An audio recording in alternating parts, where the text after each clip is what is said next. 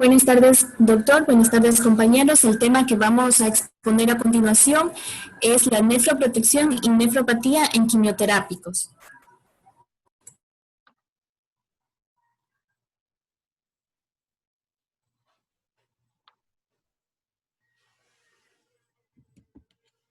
Bueno, vamos a hablar acerca de la nefroprotección. La nefroprotección es un conjunto de medidas adoptadas por los médicos para impedir el desarrollo de la enfermedad renal crónica en los individuos con riesgo. Esto quiere decir que también va a tratar de retardar el daño renal en las personas que ya padecen dicha enfermedad y de igual forma limitar las complicaciones por la misma.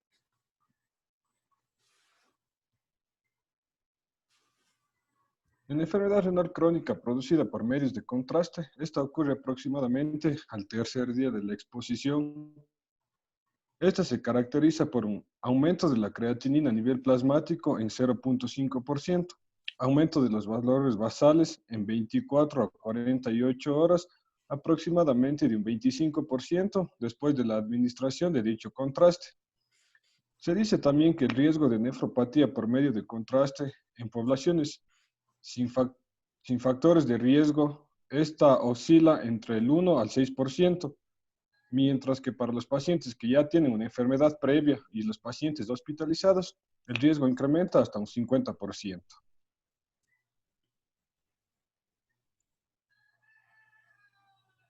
Hablando un poco acerca del medio de contraste, como es de conocimiento, esta es una sustancia con densidad similar a la ósea y de los metales, las cuales absorben la radiación ionizada. Estas son utilizadas para comparar las estructuras corporales en base a su densidad. Este uso puede generar daños renales irreversibles, como por ejemplo la enfermedad renal inducida por medios de contraste.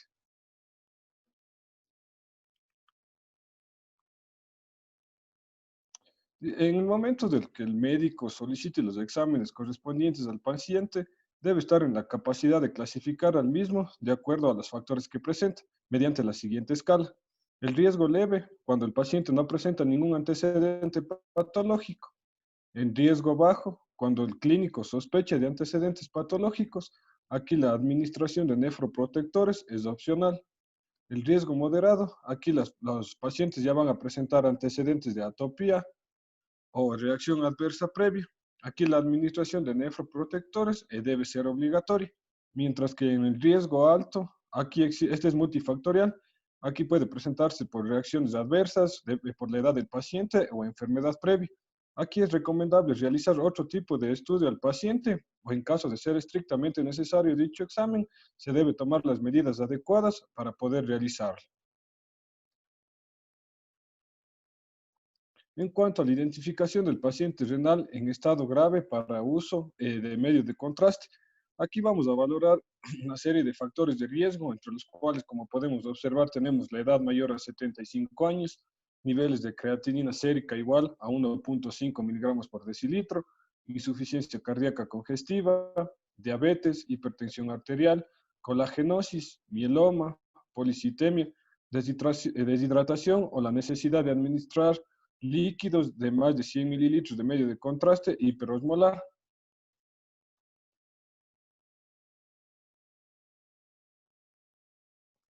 Para clasificar al paciente para el hecho de la utilización de medios de contraste, este se realiza mediante la tasa de filtración glomerular.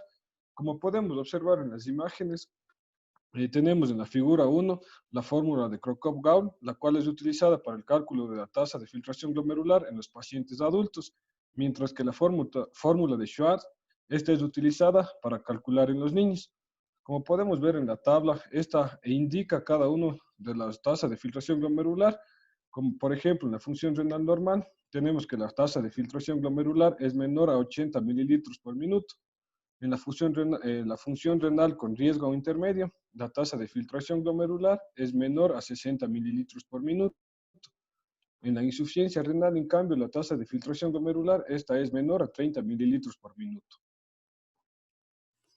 Ya, en cuanto a la prevención de la nefropatía en pacientes con riesgo inducida por medio de contraste, se dice que una vez que se ha instaurado la nefropatía, no existe un tratamiento definitivo para revertir la misma. Es por ello que el médico debe de solicitar exámenes imagenológicos que no involucren medio de contraste, pero que tengan una exactitud diagnóstica similar a aquel que involucra medio de contraste. Existen varias técnicas o estrategias farmacológicas y no farmacológicas para la prevención de la nefropatía por medio de contraste. En pacientes en los cuales manejan una función renal adecuada y también no existen factores de riesgo, no es necesario realizar un profilaxis antes de realizar el estudio imagenológico con medio de contraste. Ya, el esquema de nefroprotección no farmacológica se basa en 3 puntos importantes, que es la suspensión de fármacos nefrotóxicos no esenciales, hemodiálisis o hemofiltración y también el medio de contraste. Ya, en cuanto a la suspensión del consumo o el uso de fármacos nefrotóxicos no esenciales, aquí debemos de suspender el uso de fármacos como antiinflamatorios no esteroides, aminoglucósidos, diuréticos de lasa, antivirales como el aciclovir y también los IECA. Estos deben ser suspendidos 24 horas antes y deben ser restaurados 24 horas posteriores a haber realizado el estudio diagnóstico. De igual manera se realiza con los antidiabéticos orales, como es el caso de la metformina, que este debe ser suspendido 48 horas antes y 48 horas después del estudio diagnóstico debe ser restituido porque esta tiene un 90% de excreción por vía renal para evitar de esta manera la acidosis láctica producida por una disminución de la depuración de este fármaco. En cuanto a la hemodiálisis profiláctica y la hemofiltración, se dice que en aquellos pacientes que van a ser sometidos a un estudio diagnóstico con medio de contraste, la hemodiálisis profiláctica no resultó ser tan efectiva, tan buena como la hemofiltración de 24 horas. Esta de aquí disminuyó notablemente la incidencia de nefropatía por medio de contraste, sin embargo, pese a sus utilidades, no han sido utilizadas de forma rutinaria en la práctica clínica. En cuanto a los medios de contraste, tenemos medios de contraste de alta osmolaridad y de baja osmolaridad. Aquellos que son de baja osmolaridad son mucho más caros, pero estos han disminuido notablemente la incidencia de esta nefropatía por medio de contraste. En aquellos pacientes que manejan una función renal normal y que no tienen factores de riesgo para esta nefropatía, se puede utilizar cualquiera de los dos medios de contraste siempre y cuando se maneje el volumen adecuado, que es de aproximadamente 4 mililitros por kilogramo de peso. Si se supera este volumen, pese a que el paciente tenga una función renal normal y no haya factores de riesgo, se puede incrementar el riesgo de que este paciente padezca una nefropatía por medio de contraste. En cuanto al esquema de nefroprotección farmacológico, se basa en 3 puntos, que es la hidratación o expansión del volumen, la alcalinización y el uso de la N-acetilcisteína. En cuanto a la hidratación, decimos que la hidratación es una de las más efectivas para prevenir la nefropatía en pacientes con riesgo. No se sabe exactamente cuál es el mecanismo, pero se dice que al inducir los líquidos al organismo, estos de aquí van a diluir el medio de contraste y va a haber un tiempo menos prolongado de exposición del medio de contraste con el tejido renal, y de esta manera se va a inhibir también el eje renina-angiotensina-aldosterona y se va a mantener un flujo sanguíneo renal adecuado, evitando la nefrotoxicidad, la vasoconstricción y la hipoxia renal. También se puede utilizar cualquier vía para la administración de líquidos, pero se recomienda la vía intravenosa en pacientes con riesgo. Se solicita administrar una solución salina isotónica al 0,9%, 1 centímetro cúbico 12 horas antes y 24 horas posteriores de haber realizado el estudio diagnóstico. En un estudio que se realizó se pudo observar que la hidratación tanto por vía oral o por vía venosa tienen la misma efectividad en un paciente que tenga una función renal normal como aquel que tenga una patología renal de base, pero esta definición no es aplicable a aquellos pacientes que manejan una enfermedad renal crónica en un estadio 4 o 5. Se dice que la hidratación del paciente previo al estudio diagnóstico va a hacer que la creatinina se eleve mucho menos posterior al estudio. En cuanto a la alcalinización, esta técnica se lleva a cabo mediante la aplicación de una solución bicarbonatada. La técnica para esto es más o menos 3 mililitros por kilogramo de peso una hora antes y 1 mililitro por kilogramo de peso durante 6 horas posteriores de haber realizado el examen. Esta mezcla nos va a alcalinizar la orina y va a evitar la liberación de radicales libres de oxígeno, disminuyendo la lesión renal. Una de las principales ventajas de la alcalinización es que no necesita hidratación previa, por lo que se puede realizar en cualquier paciente que necesite una intervención de manera urgente. En cuanto a la N-acetilcisteína, decimos que es un fármaco antioxidante con propiedades neutralizantes de los radicales libres y vasodilatadores por vías dependientes y no dependientes del óxido nítrico.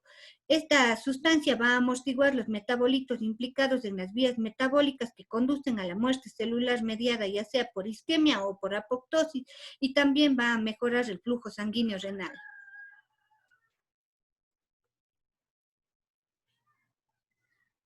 En cuanto a la imagen por resonancia magnética, decimos que esta de aquí está contraindicada para aquellos pacientes que tienen enfermedad renal crónica, porque la resonancia magnética que se realiza a base de gadolinio puede generar en ellos la denominada fibrosis nefrogénica sistémica, que se dice que aproximadamente un 5% de estos pacientes tienen una evolución progresiva, rápida y fulminante, y en ellos es más susceptible esta patología porque el tiempo de eliminación es mucho más prolongado, de aproximadamente 34.3 horas, y en un paciente normal es de aproximadamente 3 horas la eliminación del medio de contraste.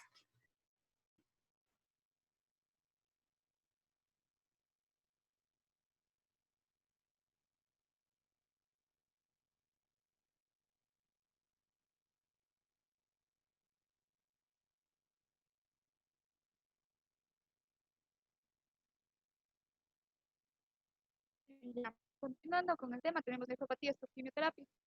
El cáncer es considerado una alteración tanto en la proliferación, diferenciación y maduración de la célula. Se dice que pacientes que padecen cáncer corren el riesgo de sufrir enfermedad renal crónica debido a los efectos secundarios por el uso de quimioterapia.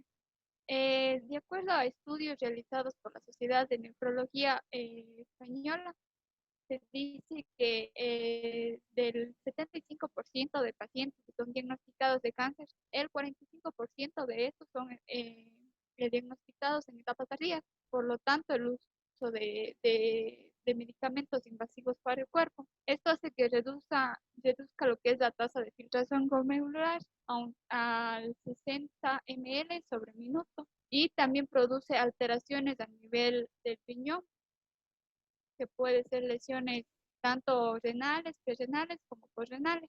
Dentro de las lesiones inducidas por la quimioterapia tenemos varias. Tenemos la microangiopatía trombótica. Esta hace referencia a la formación de trombos de fibrina en los capilares arteriolares renales. Estos a su vez producen lesiones tanto mediadas por los fármacos como inducidas por los fármacos.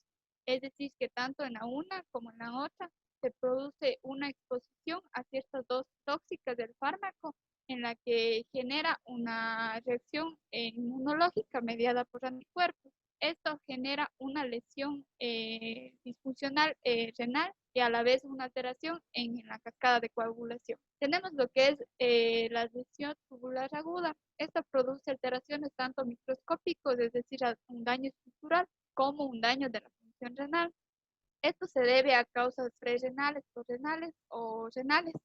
Dentro de esas también tenemos las que son debidas a causas extrínsecas como intrínsecas, siendo las intrínsecas las más graves, ya que estas comprometen lo que es el glomérulo, los vasos, el intersticio y también lo que es la nefrona. Tenemos el medio de contraste radiológico. Esto hace referencia a que el riñón, como es una de las vías por donde se eliminan los fármacos, produce una acumulación de lo que es el componente yodado. Este a su vez genera lo que es alteraciones a nivel del filtrado glomerular, reduciendo este a 40 ml sobre minuto, y también produce una elevación de la creatinina. Por eso es recomendable que el uso de medio de contraste sea dentro de las 12 horas en pacientes que no tengan antecedentes de enfermedad crónica, y en pacientes que tengan enfermedad crónica o diabetes, se recomienda un tiempo de 72 horas. Dentro de esas también tenemos las lesiones agudas, que son producidas debido a un daño en el parénquima renal. Esto se produce por una inflamación, un edema y una alteración isquémica a este nivel. Aquí se produce lo que es alteraciones mediadas por lo que es la interleucina 6, que esta hace que produzca una reacción inflamatoria y por ende lleva a una lesión renal. Tenemos lo que es las nefropatías por cristales. Aquí hace referencia que aquí los fármacos son insolubles en la orina, por lo tanto precipitan a los túbulos, es decir, hay una obstrucción a este nivel, lo que genera cristales. Aquí habla de ciertos fármacos como es el CTL4 y el PD1, que estos fármacos producen un tipo de reacción alérgica y también a daño renal como hematuria, prurito y cilindros depositarios. Estos a su vez producen un daño dentro de los 6 a 12 meses después de la exposición a este fármaco. Y si no son tratados a tiempo, por lo general la función renal ya se recupera a las 2 semanas. Y dentro de estas también tenemos las alteraciones electrolíticas, que puede ser por una disminución del potasio, del magnesio, del fósforo y también lo que es del sodio. Esto produce daños a nivel de la reabsorción de estos electrolitos a nivel de cada una de las porciones de la nefrona.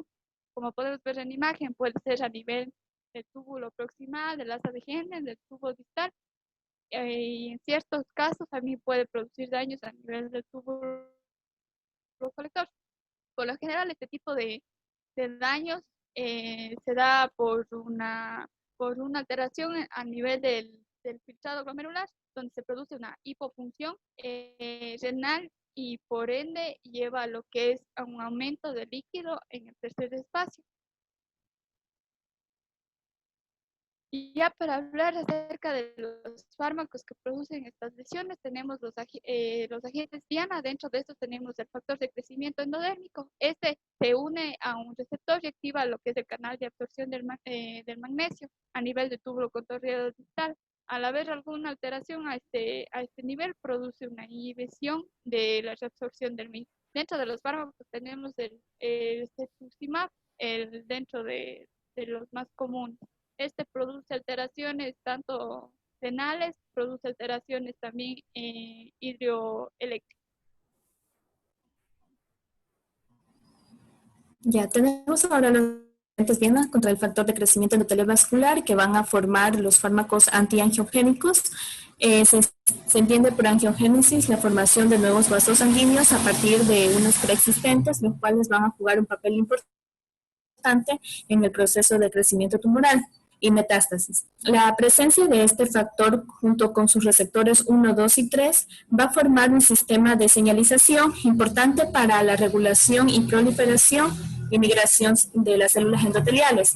El uso de estas terapias dirigidas puede conducir a un daño glomerular y a un daño tubular.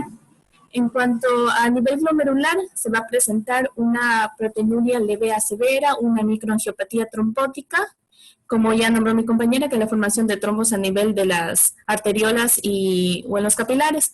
A nivel tubular se va a presentar como una insuficiencia renal aguda y por ende también va a haber una elevación de la creatinina. Entre los fármacos que se usan como segunda línea para el cáncer renal metastásico tenemos al bevacizumab, que es un anticuerpo monoclonal, es decir, que es un tipo de proteína producida por el sistema inmune que va a ayudar al organismo a defenderse de ciertas infecciones y por ende del cáncer. Este fármaco va a evitar que el factor de crecimiento endotelial interactúe con su receptor en las células endoteliales. A su vez, esto inhibe la formación de nuevos vasos sanguíneos, lo que hace más lento el crecimiento del tejido.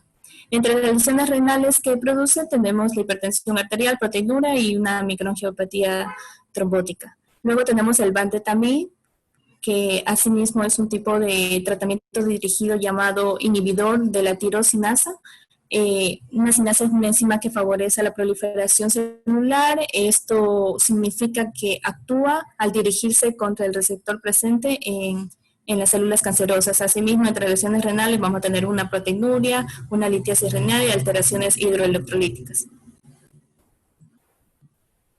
Ya luego tenemos los agentes contra mTOR. Se trata de una serina trionina quinasa de 289 kilodalto, la cual regula las rutas de señalización esenciales y ayuda a controlar diversas funciones celulares, como la regulación del crecimiento, la proliferación y la muerte celular. Estos fármacos son utilizados para evitar el rechazo del trasplante renal mediante la regulación de la respuesta inmunitaria. Entre los fármacos tenemos el everolimus, que es un inhibidor de la sinasa, que inhibe la sinasa mTOR, y al bloquear esta enzima, el medicamento impide la división celular y por consecuencia también la división celular.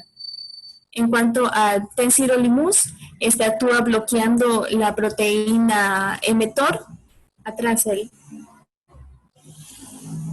continúa bloqueando la proteína mTOR, asimismo ayuda a retener el crecimiento del cáncer o ralentizar su crecimiento. Entre las lesiones renales que producen estos fármacos, asimismo tenemos una insuficiencia renal aguda, proteinuria, alteraciones electrolíticas, entre otras alteraciones.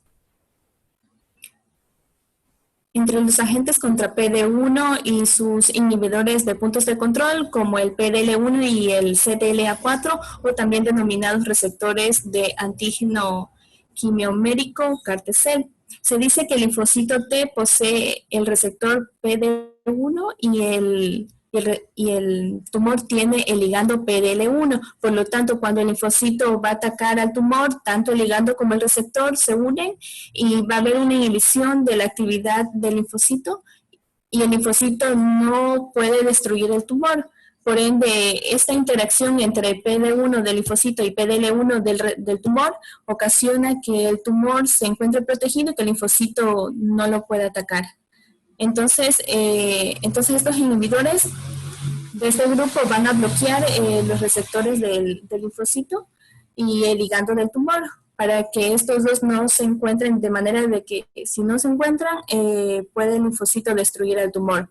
Asimismo, se dice que los linfocitos T portadores del receptor CAR-T pueden producir un síndrome de liberación de citocinas, a la vez que van a producir una hipoperfusión renal debido a la acumulación de líquido en el tercer espacio, también por lo cual van a generar una hipotensión, una miocardiopatía y efectos inflamatorios.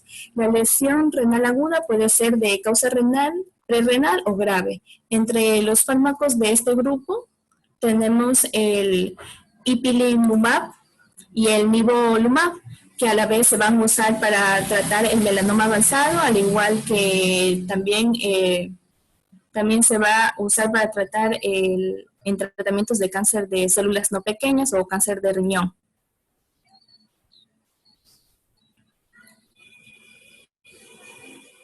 Ya luego tenemos los agentes contra BRAF y MET.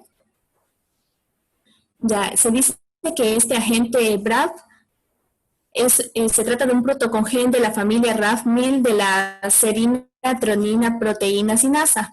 Este gen se encuentra vinculado contra alteraciones del melanoma maligno que se encuentra presente en un 40-50% de los pacientes.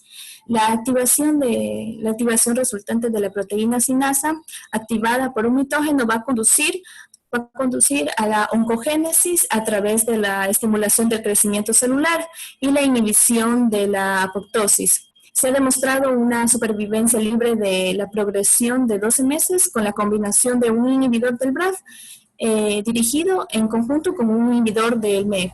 Entre los fármacos que pertenecen aquí tenemos el vemurafenib y el trametinib. Y en cuanto a los agentes inhibidores del par poli-ADP ribosa polimerasa, estos bloquean una enzima en las células llamadas PAR, la cual va a ayudar a reparar el ADN cuando se daña. Dicho daño se produce por diversas causas, incluidas la exposición a las radiaciones, algunos medicamentos contra el cáncer u otras sustancias del medio ambiente. Para el tratamiento del cáncer, el bloqueo de PARP va a ayudar a evitar que las células cancerosas reparen su ADN dañado, causando su muerte. El siguiente. En cuanto a los agentes inhibidores de las ciclinas, aquí la ciclina B-CDK1 va a estar encargada de controlar el paso de la fase G2 a la fase M2.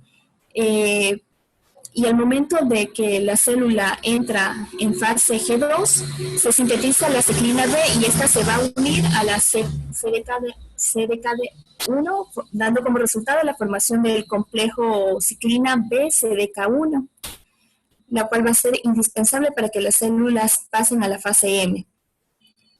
Dicho complejo se activa por fosforilización de la sinasa activa, a la vez que esta sinasa activa va a fosforilar proteínas y va a ayudar a la mitosis y replicación del ADN. Estos inhibidores forman una nueva vía terapéutica hormonal contra el cáncer de mama, ya sea metastásico o avanzado. Entre los fármacos que pertenecen a este grupo tenemos el ribociclib, el amabaciclib y el palbociclib, que van a estar dirigidos contra las ciclinas 4 y 6. Muchas gracias, eso es todo.